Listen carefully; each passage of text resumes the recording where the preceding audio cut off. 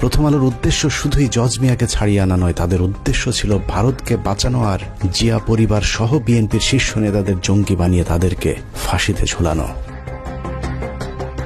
জজ মিয়াদেরকে বাঁচানোর পর শুরু হয় ইতিহাসের জঘন্যতম মিথ্যাচার। বিএনপিকে নিশ্চিহ্ন করে দেওয়ার সেই অভিযানে প্রথম আলো অনেক দূরে গিয়েছিল।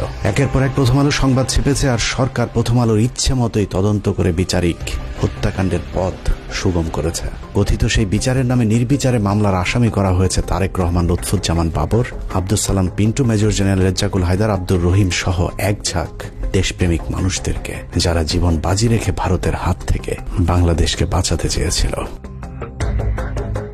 2018 সালের 10 অক্টোবর দিনটি ছিল প্রথম আলোর বিজয়ের দিন। তাদের দীর্ঘ 14 বছরের ষড়যন্ত্রের ফসল ওই দিন ঘরে উঠেছিল। 21 আগস্ট গ্রেনেড হামলা মামলার রায়ে 19 জন নিরীহ মানুষকে ফাঁসি, 19 জনের যাবজ্জীবন হবার পৈশাচিক আনন্দে প্রথম আলোর আনিসুল হক লিখেছিলেন ইতিহাসের দায়মোচনের রায়। বিচারিক হত্যাকাণ্ডকে কাব্যিক আবেগঘন লেখনির মাধ্যমে মানুষের জীবন নিয়ে তামাশা করেছিল প্রথম আলোর আনিসুল হক। একটু চিন্তা করতে পারেন, 5ই আগস্ট যদি দেশ স্বাধীন না হতো তাহলে প্রতিটি মানুষেরই ফাঁসি কার্যকর করা হতো। অনুসন্ধানের দ্বিতীয় পর্বে আপনাদেরকে দেখাবো বিচারের নামে তামাশা করে কিভাবে নিরীহ এতগুলো মানুষের গলায় ফাঁসির দড়ি পরানোর ব্যবস্থা করেছিল প্রথম আলো। তবে প্রথম পর্ব শেষ করবার আগে কিছু প্রশ্ন করবার খুব ইচ্ছে করছে। আমাদের আজকের অনুসন্ধানের পর আপনারা কি মনে করেন প্রথম আলোর ওইসব সাংবাদিকদেরকে বিচারের আওতায় আনা হোক? প্রথম আলোর বিরুদ্ধে ধারাবাহিক দেশ বিরোধী, ইসলাম বিরোধী সুস্পষ্ট অভিযোগ থাকার পরেও তাদের বিচার চাওয়া কি গণমাধ্যমের উপর আক্রমণ? তারপরেও প্রথম আলোর সামনে জিয়াফতের গণতান্ত্রিক একটি কর্মসূচির আয়োজন করতে যাবার কারণে আলেমদেরকে বেধড়ক পেটানো হয়েছে। আর সেটাকে বিএনপির মহাসচিব মির্জা ফখরুল ইসলাম আলমগীর প্রথম আলোর উপর হামলা দাবি করে তীব্র নিন্দা জানিয়েছে। প্রথম আলো, ডেইলি স্টার সহ অন্যান্য সমস্ত পত্রিকার উপর আক্রমণ শুরু হয়েছে, আমি তীব্রভাবে নিন্দা জানাচ্ছি। মির্জা ফখরুলের ওই দিনের বক্তব্যের সবচেয়ে ভয়ঙ্কর অংশ ছিল তিনি বলেছিলেন এই বাংলাদেশ নাকি তিনি 5 তারিখের আগে কখনোই দেখেননি। তার এই বক্তব্যে প্রমাণিত হয়েছে ইসলাম বিদ্বেষী ফখরুল আগেই ভালো ছিলেন। 5 তারিখের পর তিনি প্রচন্ড অস্বস্তি বোধ করছেন। মানুষের জীবন নিয়ে ভয়ঙ্কর খেলা করা এইসব সাংবাদিকদেরকে বিচার চাইলে যাদের জ্বলে উঠবে তাদেরকে চিনে রাখতে হবে।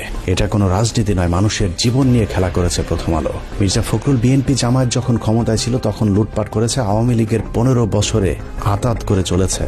সাধারণ বিএনপির কর্মীরা যখন জেলে গিয়েছে, গুলি খেয়েছে মির্জা ফখরুল ইসলাম আলমগীর তখন বাংলাদেশ থেকে টাকা পাচার করে অস্ট্রেলিয়াতে নিজের মেয়ে আর মেয়ে জামাইকে আলিশান জীবন যাপন করার নিশ্চয়তা দিয়েছেন। মির্জা ফখরুল সামনে বিএনপি ক্ষমতা এলে আবারও লুটপাট করবে, এটা চোখ বন্ধ করে বলে দিতে পারি।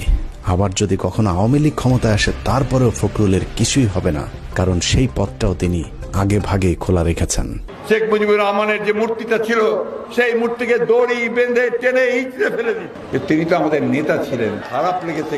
মাত্র 2 বান্ডেল টাকার জন্য মির্জা ফখরুল যেভাবে প্রথম আলোর 5 এটেছে, আর কিছু টাকা দিলে এরা দেশকেও বিক্রি করে দিতে পারে। অতএব মির্জা ফখরুলের মতো দুর্নীতিবাজ, ভারতীয় দালালদের মতো যেসব রাজনীতিবিদ প্রথম আলো ডেইলি স্টারের পাশে দাঁড়াবে তাদেরকেও এদেশের মানুষ শত্রু হিসেবেই চিহ্নিত করবে।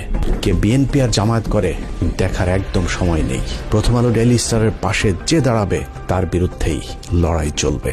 যে বাংলাদেশে মতিউর, আনিসুল, টিপু সুলতান আর মহিউদ্দিনরা মুক্ত বাতাসে থাকবে, সেই বাংলাদেশ কখনোই স্বাধীন থাকতে পারে না। সুযোগ পেলেই তারা আবারও এই পতাকাকে খামচে ধরবে, সেই সুযোগ যেন আর কখনোই না পায়। আল্লাহ হাফেজ।